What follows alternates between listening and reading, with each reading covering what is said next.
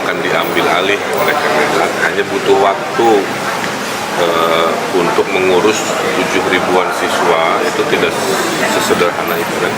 Ketika Panji Gumilang tersandung kasus, begini nasib santri Al Zaitun. Penanganan pidana Panji Gumilangnya masih berproses. Kalau pengambil alihan oleh Kemenag masih dikaji, tapi itu sudah diputuskan bahwa itu yang terbaik ya.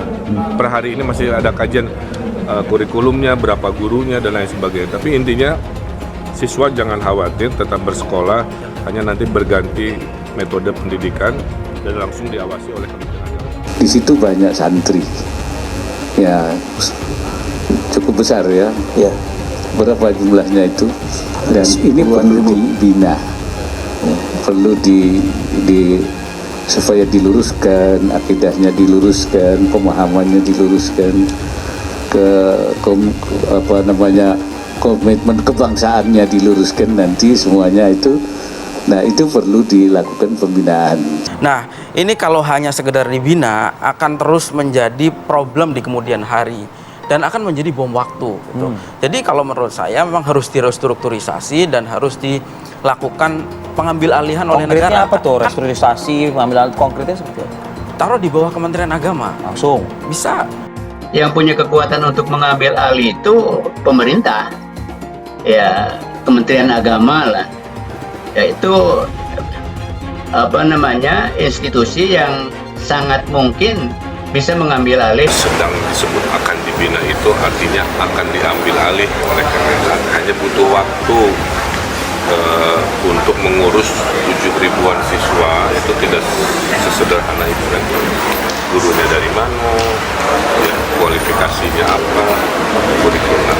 Hanya rentang waktu pembinaan dan pengambil alihan itu selama PPDB ini pada saat masuk sekolah, minggu masuk sekolah itu urusan itu semua. Pimpinan Pondok Pesantren Al Zaitun yaitu Panji Gumilang saat ini berstatus sebagai terlapor. Panji Gumilang diduga telah melakukan penistaan agama dan juga tindak pidana pencucian uang atau TPPU di Al Zaitun. Sebagai pimpinan Al Zaitun, tentu kasus yang menimpa Panji Gumilang ini sedikit banyak akan berpengaruh kepada nasib santri-santri yang berada di pondok pesantren tersebut. Gubernur Jawa Barat Ridwan Kamil buka suara mengenai masalah ini. Karena pondok pesantren Al Zaitun berlokasi di Indramayu, Jawa Barat yang termasuk wilayah tanggung jawab dari Ridwan Kamil.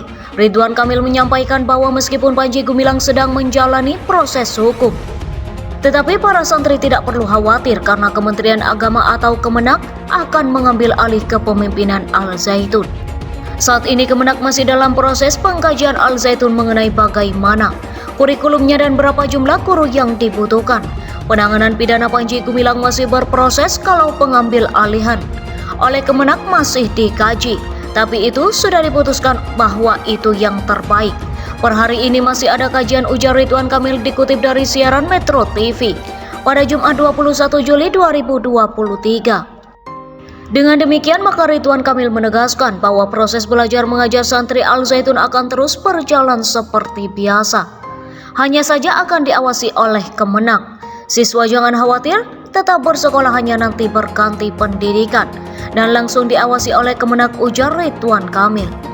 Hal ini dilakukan karena ada dugaan Panji Gumilang memberikan pendidikan agama yang menyimpang kepada para santrinya.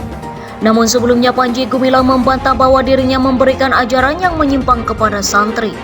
Karena sebagai tempat untuk memberikan pendidikan kepada para santri, Al Zaitun memiliki kurikulum yang jelas. Panji Gumilang mengungkap bahwa kurikulum pendidikan yang dimiliki oleh Pondok Pesantren Al Zaitun merupakan gabungan dari Departemen Agama dan Dinas Pendidikan.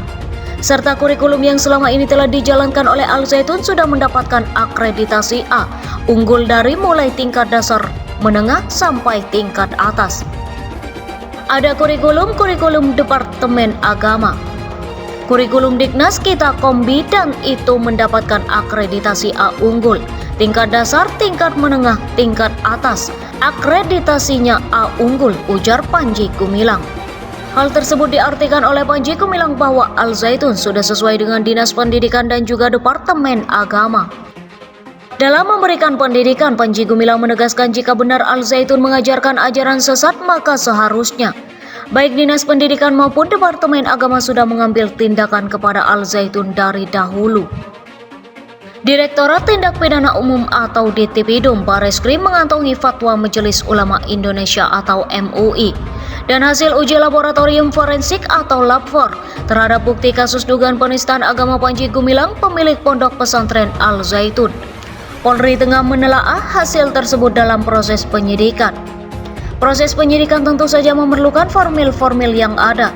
Salah satu contohnya fatwa MUI baru kita dapatkan hari Selasa kemarin, 18 Juli 2023. Itu juga kan bahan pemeriksaan, kemudian hasil LABFOR juga baru kita dapatkan. Kata Ditipidum Bareskrim Polri Brigjen Juhandani Raharjo Puro di Mapolda Metro Jaya Jakarta Selatan, Kamis 20 Juli 2023. Juhandani tak membeberkan isi fatwa MUI dan hasil LABFOR. Dia mengatakan hasil fatwa MUI dan uji LABFOR akan digunakan untuk proses-proses penyidikan. Seperti pada pemeriksaan ahli dan lain sebagainya, saat ini sedang berjalan semua. Berikan waktu kami bekerja dulu, kemudian ada perkembangan pasti kami sampaikan, ungkap Juhandani.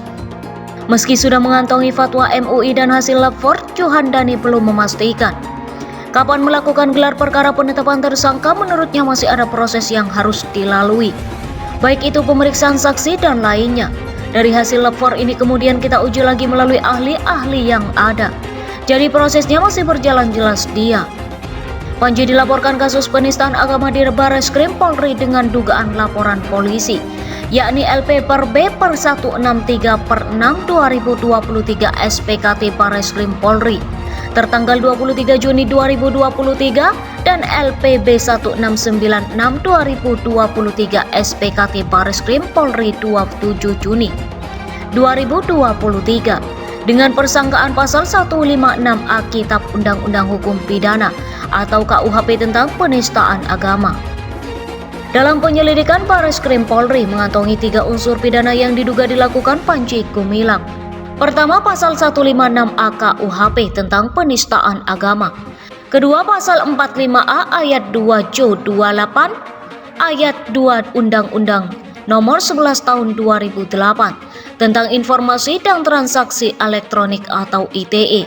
Ketiga, pasal 14 Nomor 1 Tahun 1946 tentang peraturan hukum pidana.